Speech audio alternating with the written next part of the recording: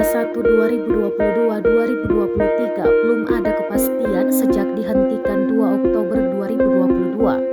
Liga 1 2022-2023 dihentikan pasca tragedi Kanjuruhan yang menewaskan ratusan orang. PT Liga Indonesia Baru atau LIB pun terus berusaha agar kompetisi segera bisa dilanjutkan.